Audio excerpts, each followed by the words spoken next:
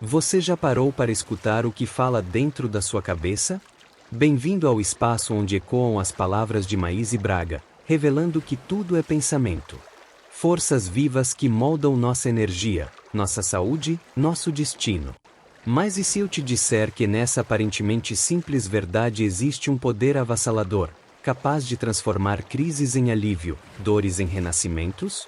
Imagine, você repetindo, sem perceber, pensamentos antigos, crenças que te aprisionam, hábitos que te adoecem. E agora, responda com sinceridade, você está pronto para romper essa prisão mental e renascer? Neste vídeo, vamos penetrar no âmago dessa mensagem e acender a faísca da consciência. Vou conduzir você por uma reflexão profunda, trazendo à luz o que está escondido no seu interior. Um convite íntimo, dramático, urgente. Você pode mudar seus pensamentos para mudar sua vida, hoje. Assista até o fim, com o coração aberto, inscreva-se e comente o que você já percebeu sobre os seus pensamentos. Amigos, o título da palestra, Tudo é Pensamento, é uma frase psicografada por Joana de Ângeles através de Divaldo Franco, o seu médium. No capítulo 9 do Livro dos Espíritos, nós encontramos Kardec perguntando: os espíritos veem tudo o que fazemos? É uma curiosidade que a gente tem. E a resposta: podem vê-lo, pois estáis incessantemente rodeados por eles, mas cada um só vê aquelas coisas a que dirige a sua atenção, porque eles não se ocupam das que não lhes interessam. Às vezes, quando você conta que vê os espíritos, as pessoas perguntam: mas você vê o tempo todo? Eu tenho um amigo querido que toda vez que me encontrava na nossa juventude dizia assim: não olha para mim, não olha para mim que eu estou sem meu protetor de aura. Ele achava, falava brincando, que ele sabia, ele estudava doutrina, sabia que não era assim, que a pessoa que vê ou que escuta, vê e escuta o tempo todo. Estaríamos todos loucos, não teríamos uma vida normal. Mas aqui Kardec se preocupou em saber o quanto dos nossos pensamentos eram nossos ou era interferência dos espíritos. Os espíritos podem conhecer os nossos pensamentos mais secretos? Ah, meu Deus! Eu sei que vocês já estão pensando naquele pensamento. Aquele que você nem para o espelho, se olhando, confessa. Mas ele está lá, dentro de você, escondido de todos, menos de você. A resposta dos espíritos foi: conhecem muitas vezes aquilo que desejarias ocultar a vós mesmos. Nem atos, nem pensamentos podem ser dissimulados para eles. Então, sinceramente, vamos relaxar. Porque ele continua, vocês vão ver. Eu tenho ainda 4 perguntas, vocês vão ver onde é que ele chega. Assim sendo, pareceria mais fácil ocultar-se uma coisa a uma pessoa viva, pois não podemos fazer essa mesma pessoa depois da morte. Tipo assim, você passou a vida inteira mentindo para fulano.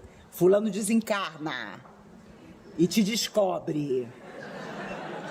Era isso que Kardec queria perguntar. A resposta dos espíritos foi: certamente, pois quando vos julgais bem escondidos, tendes muitas vezes ao vosso lado uma multidão de espíritos que vos veem. Uma multidão. Sempre houve essa ilusão. A pessoa chegava aqui na comunhão para se tratar, dizia assim: olha para mim, eu sei que tem um espírito que não me deixa. Gente, não é um espírito. Um espírito é o chefe. Se você for equilibrado, o chefe dos bons. Se você não for, o chefe dos que ainda não são bons. Essa que é a verdade. E o que é que atrai essas companhias para nós? Em primeiro lugar, o nosso pensamento. Isso, você pode começar a se ajoelhar agora e chorar. Porque é exatamente isso que acontece.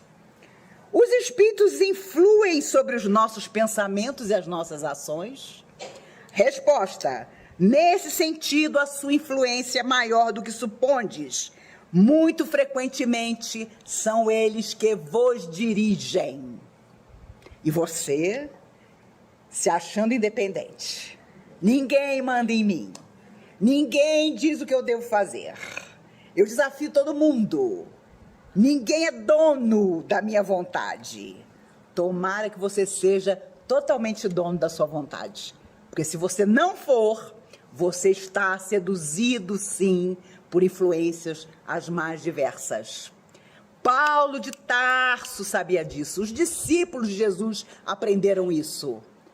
Paulo escreveu: somos todos observados por uma nuvem de testemunhas invisíveis. Eles viam os espíritos. Tinham experiências espirituais mesmo. O que eles recebiam na casa do caminho que Pedro dirigia com os discípulos, de gente obsediada, incorporada por almas sofredoras, não está no gibi. Crianças, inclusive. Então, em Roma, a coisa era braba. E por onde eles passaram, levando o evangelho de Jesus, encontraram chamados endemoniados. Lembram-se de quando Jesus, para chegar à cidade de Gadarra, atravessa por trás da cidade. Era um cemitério. E lá ele encontra um jovem que morava no cemitério, porque a família o havia expulsado. Ele tinha várias entidades que o dominavam. E Jesus pergunta: como te chamas? E o espírito responde através do rapaz: Legião, porque somos muitos. E Pedro, querendo proteger Jesus e interferir, e o espírito da sombra vira-se, aponta para Jesus e diz: ele eu sei quem é, e tu quem és? E Pedro recua, porque Pedro viu que não tinha a firmeza de se colocar à frente daquele espírito sofredor, que era um chefe de uma falange que assediava o rapaz. Basta dizer que a grande economia de Gadarra era a criação de porcos. E foi nesse momento que Jesus, para libertar o rapaz, determina que aquelas entidades tremendas no sofrimento, na maldade, que assediavam o jovem, que o dominavam, se lançasse sobre um grupo de porcos que estava no cemitério. E o impacto da energia dessas entidades sobre os porcos foi tamanha que os porcos se lançaram no abismo. Foi a única cidade onde Jesus jamais entrou. Porque na hora que ele consegue chegar ao portão, todos os dirigentes da cidade estavam no muro. Aqui não entras. Desesperados, porque uma manada de porcos tinha se lançado no mar. Aqui não vais fazer nada. O portão fechado. Jesus não entrou. Porque contrariou, obviamente, aqueles homens que se consideraram lesados porque os porcos tinham sido lançados por vontade própria. Imagine a carga energética. Mas o rapaz foi libertado. Então, na verdade, com o nosso pensamento, invariavelmente, nas nossas horas difíceis, de inconformação, de mágoa, de não desculpar o outro, com nós mesmos, nós atraímos energias, vibrações, não necessariamente o espírito. Mas é óbvio que a partir do momento que você começa a se alimentar daquela energia, seu astral baixa e as entidades sofredoras, meu Deus, olha lá fulano está abaixo de 0. Ah, vamos ficar junto de fulano. Para você sair disso, você precisa, por sua iniciativa, tomar uma atitude. Porque os sofredores que te acompanham não vão tomar. Eles estão fora do corpo, eles não têm as mesmas condições que nós temos. Você está se sentindo mal? Você entra no cinema, você convida alguém para tomar um café, você vai atrás da pessoa com quem você está indisposto e tem uma conversa. O sofredor desencarnado não pode fazer isso. Ele vive sob a tutela dos próprios pensamentos, das vibrações que ele deixou na lembrança dos outros, nas coisas que ele fez na Terra que não eram boas, que não eram corretas, a herança negativa. Então, para uma alma sofredora no mundo espiritual ser convidada à tarefa, a se renovar, não falta convite. O problema é quando eles aceitam. É difícil para eles aceitar. Por isso é tão difícil você parar de fumar, você parar de usar droga, Porque vai dar trabalho para as entidades que usam você procurar outro. Não duvide, os vícios estão relacionados com a nossa vontade. Se nós sairmos disso, as entidades têm que procurar outro. Elas não, muitas delas jamais, por muito tempo, vão pensar em bondade. Elas querem viver daquele jeito. Quando estamos na Terra, nós sabemos o que é melhor para nós, a gente não vai atrás do que não é? Nós não podemos falar nada, porque nós também temos as nossas conveniências ainda. E a alma sofredora, embora sofra, ela tem plena consciência de que ela está fora da matéria, praticamente todas elas têm. Ah, nossa, meu avô era assombração daquela casa por 50 anos. Mas não era mesmo. Porque não deixam, sabe? A espiritualidade não deixa. Vou contar a vocês uma coisa que aconteceu há um ano, pouco mais. Eu cheguei em casa de uma palestra, tinha uma alma sofredora no meio da minha sala. Na hora que eu abri a porta e dei de cara com ela, imediatamente, contrariadíssima, ela disse: eu estou indo embora, porque esses que fazem palestra com você disseram que eu não posso ficar aqui. Enraivecido, porque ele queria ficar. Então, a verdade é que nós temos, sim, a companhia que nós procuramos. E quando, detalhe, você resolve fazer o bem, se equilibrar, ter uma vida em que você está equânime com a fé que você possui, com os preceitos do que é bom, do que é reto, você também atrai. A inveja, que é uma das forças mais deletérias que existe. A pessoa não inveja o que você tem, inveja o que você é. É um engano nosso imaginar que a pessoa inveja o seu cartão de crédito, a sua viagem não sei para onde. Ela olha para você e ela acha que você é feliz. Isso já é motivo de inveja absoluta. Principalmente nos dias de hoje. As almas sofredoras também nos invejam. Os espíritos influem sobre os nossos pensamentos? Já falei. São eles que vos dirigem. Temos pensamentos próprios e outros que nos são sugeridos? Sempre há dúvida. Será que sou eu que estou pensando isso? Será que é meu protetor? Será que é uma alma sofredora que está pensando pela minha cabeça? Resposta dos espíritos. Vossa alma é um espírito que pensa. Não ignorais que muitos pensamentos vos ocorrem a um só tempo sobre o mesmo assunto, e frequentemente bastante contraditórios. Pois bem, nesse conjunto há sempre os vossos e os nossos. E é isso que vos deixa na incerteza, porque tendes em vós duas ideias que se combatem. Imagine seu espírito protetor dizendo: meu filho, não faça isso. E seu espírito, você, encarnado: ah, mas eu vou fazer. Meu filho não vai por aí: ah, mas eu vou. Né? Pode ter certeza que a briga não é pequena das nossas emoções quando nós abrimos a nossa percepção para essas forças amigas. Quando nós pedimos nas nossas orações, meditações, que elas nos ajudem, que elas nos influenciem, que elas transformem a nossa vida, claro, contando com a nossa intensa participação. Como distinguir os nossos próprios pensamentos daqueles que nos são sugeridos? Resposta: quando um pensamento vos é sugerido, é como uma voz que vos fala. Os pensamentos próprios são, em geral, os que vos ocorrem no primeiro impulso. Ou seja, você vai para fazer besteira. Aí, no meio do caminho, vem aquela ideia: não faça isso. Já não é você, porque você quer fazer besteira. Você já está no caminho da besteira. Mas aí alguma coisa te segura. Será? Será que não vai dar problema? Pode ter certeza. Quando você pensa: será que não vai dar problema? Já não é você. É o seu protetor. Quantas vezes ouvi espíritas dizendo: ah, eu queria que o meu mentor tomasse a minha vida nas mãos e fizesse tudo. Se há uma coisa que os nossos protetores espirituais não fazem, é isso. Agora, Chico contava que quando a gente faz uma besteira muito grande, que vai atrasar o nosso processo evolutivo, e tem muita gente que faz, se a gente olhasse os nossos protetores, nós ficaríamos enlouquecidos, porque eles derramam aquela lágrima, porque eles sabem que estão nos esperando. Cada bobagem que nós fazemos, atrasamos o nosso encontro com eles.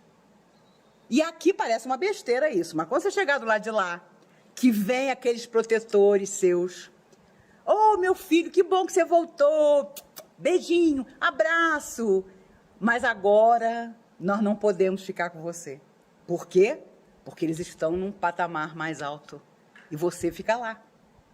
Os espíritos contam que quando tem permissão, desencarnado, de estar num ambiente superior ao seu progresso, você aguenta minutos, porque vai dando uma falta de ar em você, e você está desencarnado, você não tem mais corpo, mas vai dando uma falta de ar que você não aguenta. Agora imagine você encontrar o amor da sua vida, desencarnado, superior a você, quando você vai com tudo, vem a falta de ar. Vem a falta de ar. E aí você descobre que vai ser beijinho, abraço, tchau. Porque o cara ou a mulher já está num estágio mais avançado e você vai voltar para a sua insignificância. Aí é aquele momento chave. É aquele momento chave em que se alguém perguntar, você quer reencarnar? Quero. Aonde? Na África. Em sofrimento absoluto. Eu quero ser uma ameba rastejante. Eu quero todas as doenças. Porque você fez a besteira. Você não evoluiu para estar com aqueles que são a grande afinidade da sua alma. Os espíritos dizem que é por isso que quando chega a hora do Ângelus, às 6 horas da tarde, muitos de nós se enchem de melancolia. Porque é o momento em que a espiritualidade, que trabalha recolhendo almas sofredoras na Terra, está presente. E nós temos inconscientemente a saudade de uma vida que nós não temos agora, de coisas que não estão nas nossas mãos agora e das pessoas que avançaram à frente enquanto nós estacionamos. E há muitos de nós que nascemos em famílias absolutamente estranhas ao nosso espírito. Por mais que seja família, por mais que seja pai, mãe, irmão, mas são pessoas com as quais não temos a afinidade. A afinidade real é das almas que sempre trocaram entre si emoções, sentimentos, vidas na Terra e, principalmente, pensamentos. Como distinguir se um pensamento sugerido vem de um bom ou mau espírito? Resposta: estudai a coisa. Os bons espíritos não aconselham senão o bem. Cabe a vós distinguir. O negócio é sempre conosco. A gente tenta passar a bola para eles, mas eles retornam para nós. Com que fim os espíritos imperfeitos nos induzem ao mal? Resposta: para vos fazer sofrer com eles. Simples assim. Para vos fazer sofrer com eles. Portanto, quando nós temos os nossos pensamentos sob a guarda das almas amigas, por mais que soframos, que enfrentemos dificuldades, sempre encontraremos uma forma nova, positiva, de sentir. Porque quando você pensa, você elabora toda uma casa mental em torno de você. Por isso os espíritos falam muito das fixações mentais, das pessoas que são obcecadas por determinada coisa, obcecadas por determinada pessoa, obcecadas por determinada situação que elas nunca alcançam, mas elas mentalizam aquele o tempo inteiro, aquilo ou aquela pessoa. É um prejuízo, é uma obsessão entre encarnados, por exemplo. André Luiz dizia através de Chico, você prepara um acontecimento pensando em torno dele. Uma grande verdade. Você prepara um acontecimento pensando em torno dele. Não vale, meu Deus, a Mega Sena está acumulada. Eu sinto que todo o meu ser anseia. Não é por aí. É muito mais sério que isso. Eu já contei a vocês outras vezes, um rapaz que há muitos anos veio à comunhão, num processo obsessivo gravíssimo, a vida dele estava acabada. Ele entrou nesta cabine aqui, que só tinha essa naquela época, antigamente, e veio o espírito, o chefe da falange que assediava ele. E aí o doutrinador, com aquela intenção positiva, meu filho, olha o que você está fazendo, olha a que esse rapaz se reduziu, deixe-o em paz. O espírito respondeu, eu? Ele, se quiser, é que me deixe em paz. Ele quer que eu saia de perto dele, ele que mude de sintonia. E o espírito sofredor deu uma aula dentro da cabine de passe sobre sintonia. Ficamos todos assim, de boca aberta. Essa história de, a alma sofredora é muito ignorante. A alma sofredora, coitada, não consegue manipular a energia. Meu Deus do céu! Está faltando estudo para quem diz isso. Que a alma sofredora não sabe agir. Ela sabe porque ela nos conhece.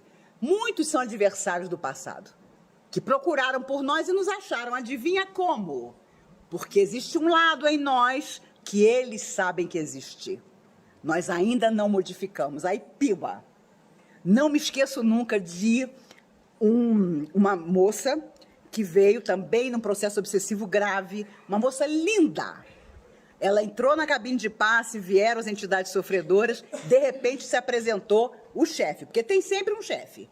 Se você é servidor público e está desesperado, fique calmo, porque do lado de lá tem chefe para burro, entendeu? Seja para o bom, seja porque não é bom.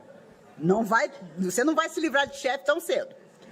A verdade é que ela entrou, começaram a vir as entidades, veio o chefe da turma toda. As gargalhadas, ele ria, ele incorporado no médium, o médium gargalhava, porque ele gargalhava usando o corpo do médium. E aí o doutrinador perguntou, meu filho, por que você está rindo tanto? Ele pensa que todos nós somos bobos. Ele se disfarçou de mulher, achando que nós não íamos encontrá-lo. E nós o encontramos. Era um cara que tinha sido homem numa outra encarnação, quando fez esse mal todo para a turma, e voltou como mulher. E depois, quando a moça saiu e tudo, veio o protetor e disse, ele reencarnou como mulher de propósito, para se esconder das entidades que o encontraram. Porque o corpo era um violão, mas a alma era a mesma. Os pensamentos difíceis eram os mesmos e os antigos adversários não tiveram dificuldade em encontrá-lo. Um conforto para nós mulheres que não nascemos como uma Marilyn Monroe. O Chico contava que várias mulheres lindíssimas se aproximavam dele para beijá-lo, abraçá-lo, mulheres estonteantes. Quando ele olhava, pela segunda vez, a alma que estava ali, ele tinha medo.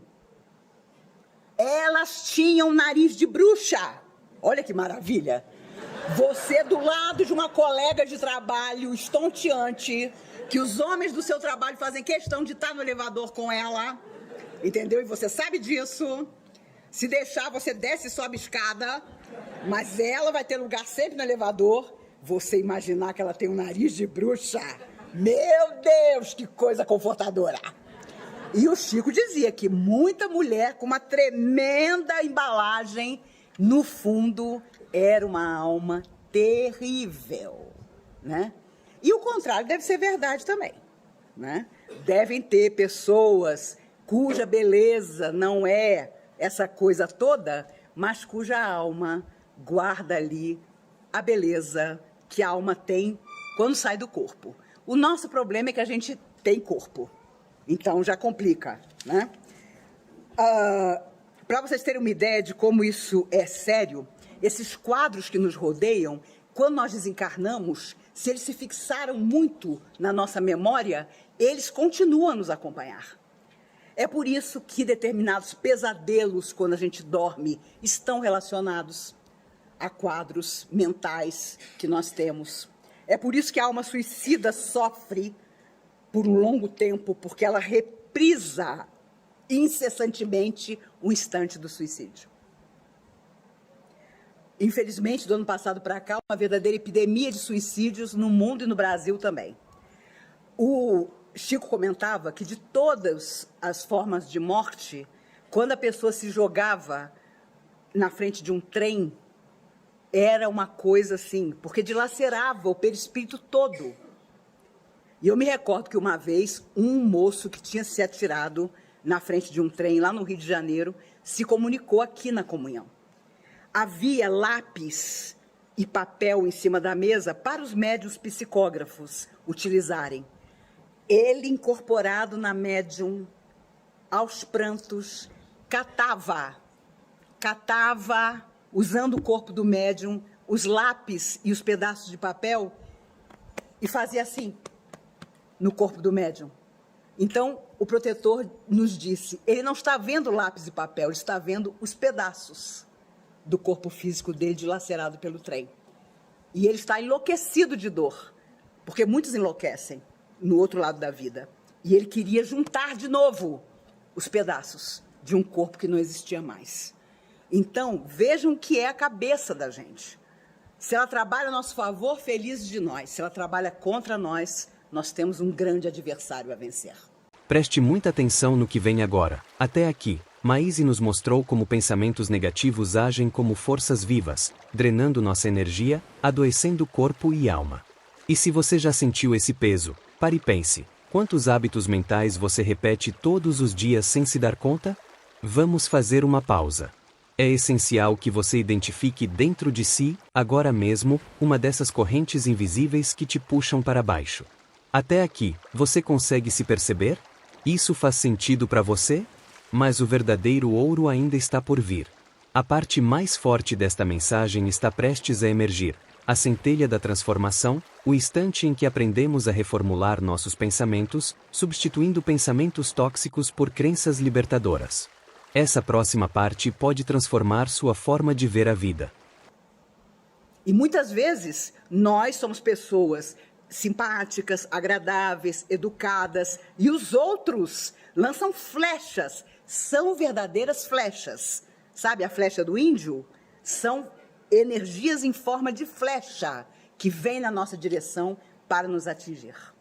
Se nós estivermos naquele dia mais enfraquecidos, essa flecha mental nos atinge ou na cabeça, aí vem uma enxaqueca que você não sabe explicar por quê, ou no seu fígado, e você começa a ter um enjoo. Meu Deus, mas eu só bebi água e comi mamão, como é que eu posso estar com esse enjoo? Energias, vibrações. Eu tinha uma samambaia em casa, uma vez a minha vizinha, Maís, eu vou aí levar um pedaço de doce para você. Juro por Deus, quando ela saiu da minha casa, a samambaia estava morta. Literalmente morta. Eu tinha um gato preto chamado Juarez. Ele, quando a pessoa entrava na minha casa e não estava legal, o Juarez era meu termômetro. Ele entrava debaixo do fogão. Ele só saía quando a pessoa ia embora. Não duvidem disso. Os animais são nossos protetores muitas vezes, sabe? Porque eles sentem antes de nós. E os espíritos dizem que quando a pessoa chega com uma carga muito violenta, que vai fazer a gente ficar doente, vai atingir um filho da gente, eles permitem que o animal capte. Né? Cachorro vira-lata, então, é uma maravilha ter. Porque ele já tem uma resistência, né? Ultimamente, graças a Deus, as pessoas estão adotando cachorros. Né? E isso é fantástico, porque a gratidão de um animal que foi adotado é um negócio espiritual. E espiritual.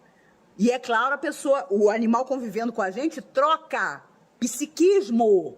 O deles ainda no bicho. E o nosso, a troca psíquica. Quando o animal morre, eles levam 4 meses para levar o animal de dentro da casa da gente. Eles separam um cantinho da nossa casa, onde o animal desencarnado fica por 4 meses. Para que ele se desligue psiquicamente de nós. E aí, então, eles tiram. Porque nós precisamos desse desligar e ele também precisa. Vejam como tudo é lindo na vida e fora da vida. Como tudo tem razão de ser. Como nós não somos peões loucos. Nós somos almas eternas. Que viemos à Terra quantas vezes forem necessárias para corrigir o mal que fizemos e espalhar o bem. E podem ter certeza, não existe felicidade maior do que fazer o bem. Você pode ser milionário, pode ser casado com uma mulher maravilhosa, estonteante, escalafobética, pode ter um marido que a rua toda inveja, pode ter filhos que são a perfeição. Nada, nada, aqui na Terra mesmo, quanto mais no mundo espiritual, é o que você faz em benefício de alguém. O que você deixa no coração do outro, nada se compara. é a luz que vai nos acompanhar fora da matéria, onde quer que nós estejamos. Se uma pessoa se lembrar de nós com carinho, estaremos salvos. Porque é para isso que a gente vem, para finalmente construir em qualquer profissão, em qualquer trabalho, ou até sem trabalho nenhum, uma nova maneira para a nossa alma eterna de viver e de ser feliz, fazendo os outros felizes. Irmã Sheila, através de Chico, comentava com o cuidado que nós devemos ter com os pontos mortos que existem dentro de nós. Aqueles pontos que nós não queremos tocar. Não, isso aqui eu não estou preparado ainda. Não, isso aqui eu resolvo em outra encarnação. São pontos mortos que afetam o nosso psíquico, o nosso espírito eterno e o nosso corpo também. E no dia que a medicina descobrir isso em definitivo, as doenças terão desaparecido da Terra. Porque quase todas elas, para não dizer todas, estão relacionadas com a nossa cabeça que ficou doente primeiro, sem que nós percebêssemos, o pensamento que ficou abaixo de zero, muitas vezes, e aí começam a surgir as questões. É a sinusite que não passa, são gripes frequentes, que é uma verdadeira negação de alguma coisa que você precisa solucionar. Então, não duvidemos. Um dia tudo isso estará resolvido e nós vamos vir para corpos saudáveis. Por isso a medicina diz, no futuro todo mundo vai viver mais de 100 anos. Vamos viver muito mais que isso. Porque os laboratórios não serão indústrias de remédio. Porque hoje eles são. Como a cura do diabetes tipo 2, que é o que a maioria tem, já existe, mas não é divulgada. Porque os laboratórios gastaram bilhões em pesquisa. Então agora eles vão querer tirar esses bilhões de nós diabéticos. Fazendo com que a insulina fique muito mais cara, com que o remédio... Tem remédio de diabetes simples que custa quase R$300. Então não duvidemos, nós temos ainda um mundo para pegar nas nossas mãos e fazer avançar. E nós estamos sentados todos pensando no ontem. Fulaninho não gosta de mim. Beltraninho me deixou por fulana. Meu filho disse que eu não fui um bom pai, uma boa mãe. A não ser que você não tenha sido, problema do que o seu filho pensa. Você foi um bom pai? Você foi uma boa mãe? Fique tranquilo, ele também será pai. Ela também será mãe. Ela também vai ter que educar. E educar é repetir 1000 vezes a mesma coisa. Não é para qualquer um. Por isso, eu vejo tanta juventude aqui, tantos jovens. Meu filho, minha filha, não está no seu processo ficar infeliz sendo mãe, sendo pai.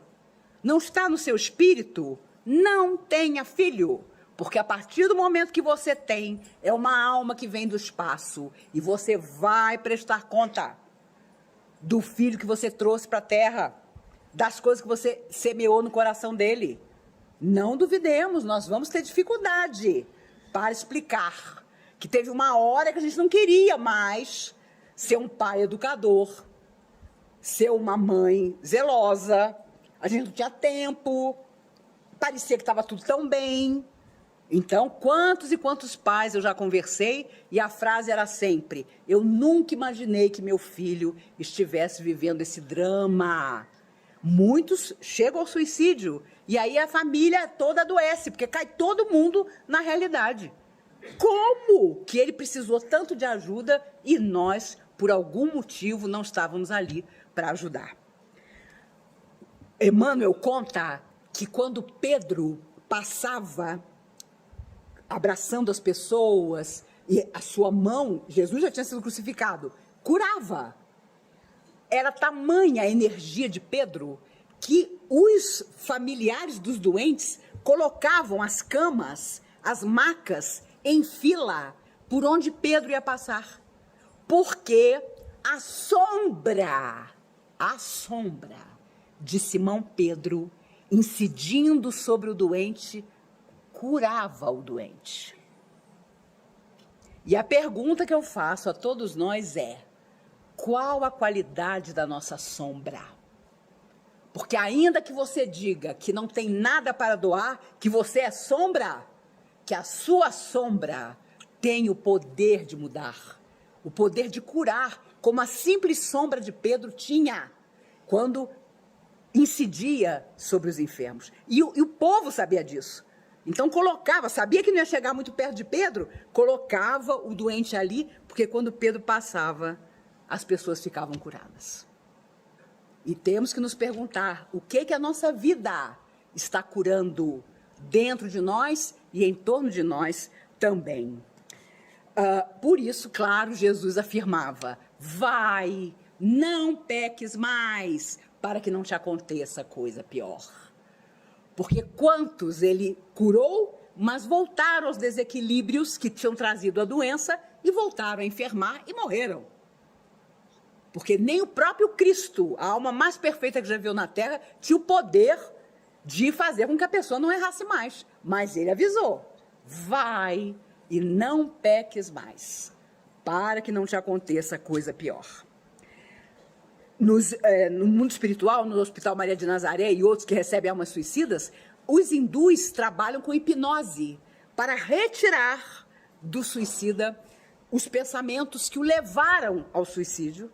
Então é como se fosse assim, uma borracha temporária para programar aquela mente para voltar à Terra, mas sabedora de que o resgate vai acontecer.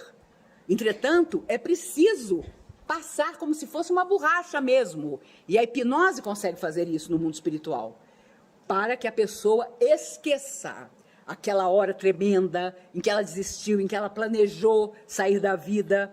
Isso é um impacto tremendo. Já comentei com vocês, o ex-presidente Getúlio Vargas deu um tiro no peito. No mundo espiritual ele perguntava: eu morri de quê? Eu não lembro de ter ficado doente. Porque o impacto da bala no peito dele foi total. A cabeça simplesmente deu voltas. E ele tinha prometido, o que é mais grave, a filha Alzira, a sua grande companheira, a filha que ele adorava, que ele não se mataria. E isso foi uma coisa que ele não se perdoou, porque ele adorava aquela filha. E quando ela entrou no quarto, ele agonizava. E ela contava nas memórias dela, ela contou que a primeira coisa que ela falou foi: meu pai, você prometeu! E ele já não conseguia mais falar. Então ele saiu do corpo marcado por aquele momento tremendo. A filha que ele adorava cobrava dele a atitude que ele não tinha conseguido levar em frente. Uma atitude de coragem, né? E não a que levou ao suicídio. Quando nós voltamos à Terra, nós buscamos sempre a cura real, que não é a felicidade, não é o dinheiro, não é o nosso corpo não ter problema nenhum, é a alma. E aí, se for preciso ficar doente, fica-se. Se for preciso viver dificuldade financeira, se vive, né? Uma coisa é certa: de tempos para cá, da minha geração para cá, muitas coisas são comuns a todos nós. As dificuldades são semelhantes, embora cada um de nós tenha a sua particularidade. Mas ninguém pode dizer que está morrendo de felicidade. E a verdade é que isso está sendo um prejuízo enorme, porque todos nós estamos pessimistas, desanimados, tristes no dia a dia. Isso não pode continuar acontecendo, porque nós vamos ter consequências graves. Nós estamos nos alimentando dessa energia, sabe? Você pergunta: como você vai? Estou péssimo. Você tem 1 minuto para me ouvir, a pessoa fala 2 horas. De tempos para cá, quando pessoas me telefonam, e são raras as pessoas que têm o telefone da minha casa, que é o único que eu tenho, o meu suor pinga no chão. Porque pelo telefone você doa energia e recebe também. Porque ali está o pensamento da pessoa que está falando com você. E como diz a antiga música, né? O pensamento parece uma coisa à toa, mas como é que a gente voa quando começa a pensar? Já dizia a música. E é a pura verdade. Jesus sabia tanto disso que ele colocava as suas frases, falava do seu evangelho para marcar na alma de todos aqueles que estavam na terra naquela época, e nós aqui estávamos, né? Uma vez os espíritos amigos que aqui trabalham conosco me contaram que Muitos de nós, meninos de sábado, ouvimos da boca do próprio Cristo o Sermão da Montanha. Pergunto o que vocês fizeram. Ah, ouviu da boca do próprio Cristo, agora vai ouvir Maíse, que é para ver o que é bom para tosse, né? E eu também estava lá, não posso falar de vocês. Estou falando brincando. Mas eles uma vez me contaram que... E por isso nos chamam de meninos.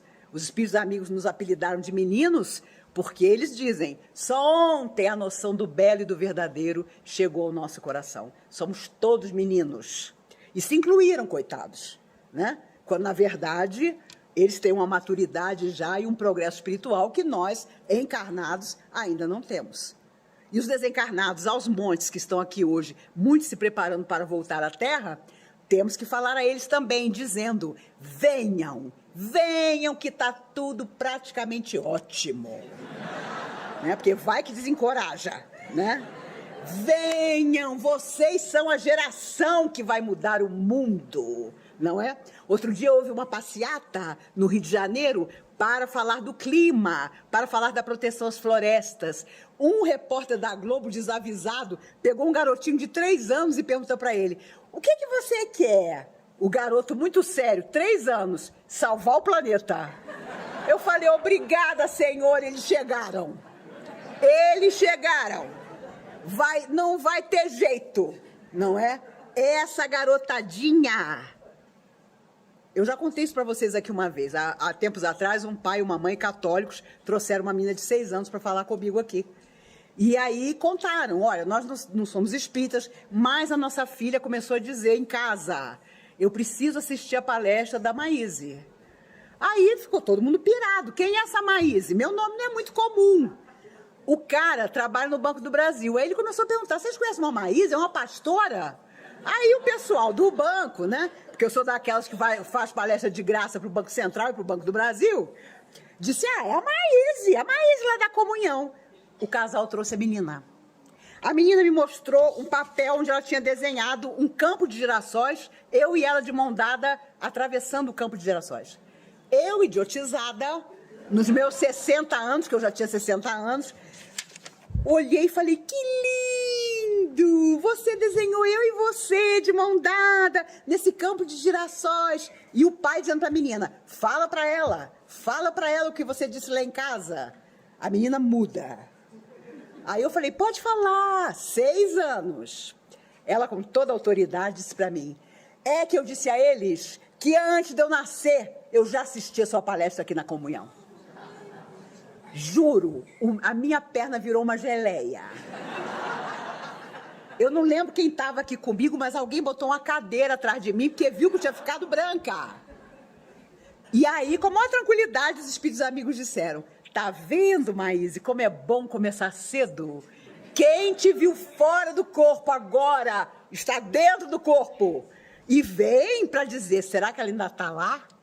Será que ela está cumprindo a tarefa dela? Vocês veem como essa garotadinha vai transformar o universo. E nós seremos bisnetos deles, que é para poder aproveitar uma terra renovada. Não sei o plano de vocês, eu saindo desse corpo pretendo ficar uns 400 anos embaixo de uma mangueira. Todo mundo passando para reencarnar e eu dizendo, vão com Deus. Eu só volto quando a coisa estiver muito boa. Essa é que é a verdade, né? De vez em quando, algum amigo meu que lida com extraterrestres diz assim para mim, Maíse, os extraterrestres estão aqui, eles estão no disco voador não sei da onde, eles apareceram não sei aonde. Eu moro no 6º andar. Eu deixo minha janela escancarada. Sempre escancarada, na sala, nos quartos, porque quem vier para me levar, eu estou tranquila. Mas do jeito que a coisa anda, não vai ser um disco voador só.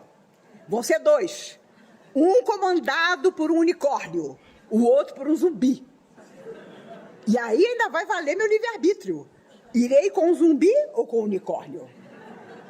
Raciocinem, né? Então não tem jeito. O que atrai o outro para nós não é só a afinidade, a energia, o ectoplasma. É o que a gente pensa. E pensando, nós sentimos. Os sentimentos geram ideias. As ideias se traduzem em ação. É isso que nós temos que pensar. André Luiz, por 3 anos, sem se identificar, acompanhou Chico Xavier em todas as psicografias dele, para aprender como se psicografava, para criar uma energia, da energia de Chico com a dele. E ele era a alma necessitada, Chico era Chico.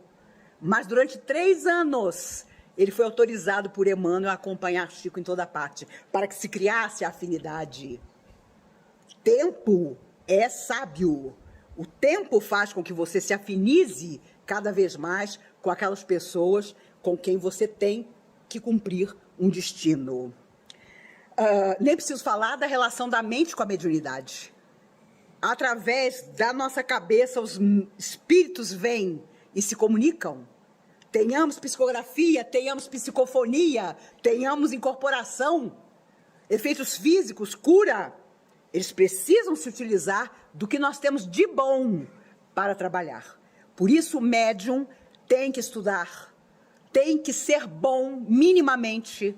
Não adianta você não traduzir na sua vida pessoal o equilíbrio que a religião que você escolheu te ensina, seja qual for a religião.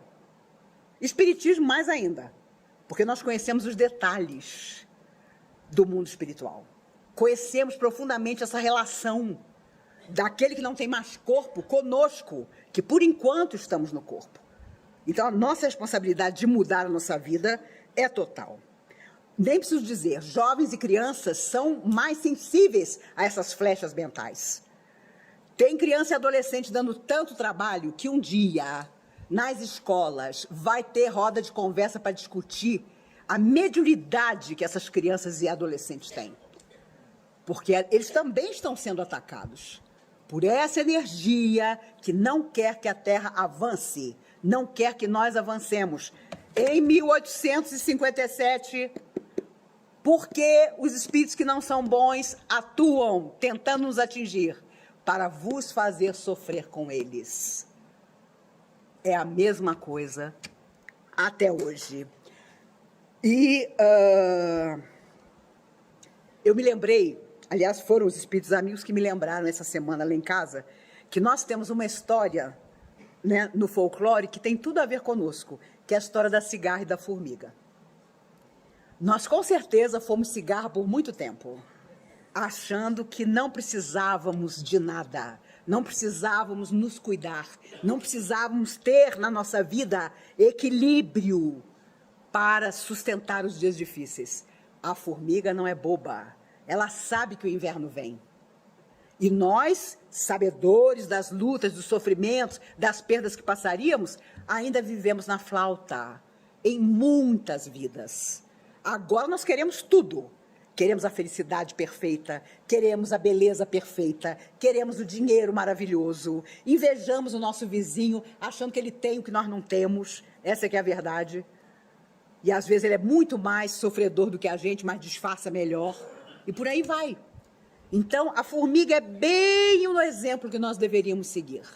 De guardar, porque todos nós, não nos iludamos, já conhecemos invernos e conheceremos outros. Invernos de toda sorte e também os dias felizes. Mas a cigarra só pensava nos dias felizes, achando que o inverno nunca chegaria. Nós fizemos isso em muitas vidas. Agora não dá mais. Porque a nossa alma sabe que ela não pode mais se iludir. E não podia terminar sem falar de Madalena. O Emmanuel conta, através do Chico, no livro Pão Nosso, que Madalena ficou, como todos os discípulos, completamente arrasada com a crucificação de Jesus. Mas ela era mulher. E teve uma madrugada que ela pensou, meu Deus, eu não posso ficar desse jeito, porque eu vou estar traindo tudo que eu aprendi com o mestre. Os discípulos estão tão desanimados, tão desesperançosos, eu também, mas eu tenho que reagir.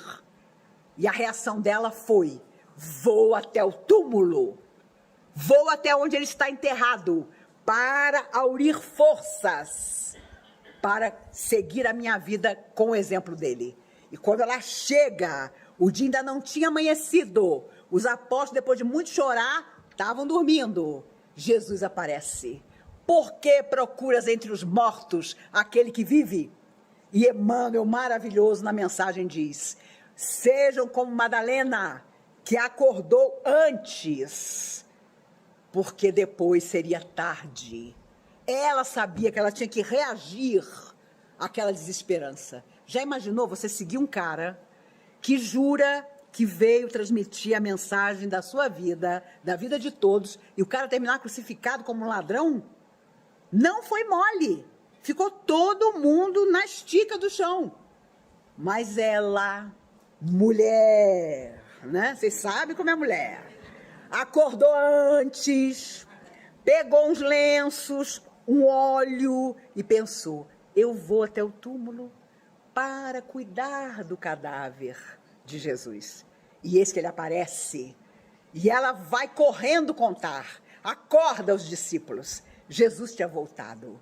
E é, claro, como os homens faziam, né? E fazem muitas vezes. Você é louca. Que isso, você é maluca. Né? Mas justo para você, sempre. Sempre. Meus amigos, os discípulos não eram diferentes dos homens que tem aqui na plateia, não. O esquema era esse. Madalena, uma mulher que tinha deitado com não sei quantos milhões de homens, mas Jesus via o coração dela. Como as almas amigas veem os nossos, e os sofredores também veem. Quando eles percebem que você se modificou, eles vão embora. Se eles não quiserem se modificar, eles caem fora, vão procurar outra coisa para fazer. Mas enquanto houver sintonia entre eles e nós, eles permanecerão. Como gato espreita o rato, como responderam os espíritos a Kardec. Então, não duvidemos, os nossos adversários do passado, muitos deles, graças a Deus, reencarnaram. Hoje nós chamamos eles de nomes lindos. Meu pai, minha mãe, minha esposa, meu filho, meu netinho maravilhoso. Se Deus quiser, os nossos adversários se corporificaram e estão tete a tete, rente a rente conosco. Se não tivermos tanta sorte, são as testemunhas invisíveis. E nós precisamos estar seguros de que as nossas atitudes não os manterão ao nosso lado. Eles seguirão o caminho deles. Um dia todos nos reencontraremos no país da união sem adeus, onde não há lágrima, onde não há morte, onde todo mundo vai dizer: eu fiz o melhor ao meu alcance e preciso continuar fazendo. E aqui chegamos ao ápice da mensagem. Mudar pensamentos é mudar a alma, é reconstruir sua história mental. Maíse nos lembra que Jesus mesmo nos confiou essa tarefa, formadores da nossa luz, poderosos na transformação.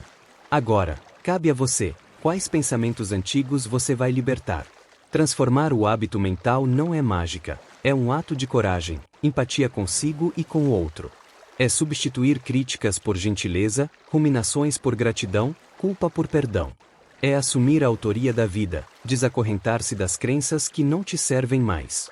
E aí, você aceita esse novo desafio espiritual? Sua alma anseia por essa mudança, sua vida saudável clama isso. Então, vai mais fundo, aplique hoje mesmo uma revisão consciente nos seus pensamentos e observe a revolução interna. Compartilhe esta mensagem com alguém que precisa despertar para essa urgência mental. Deixe o que tocou seu coração aqui nos comentários, sua história pode inspirar outros.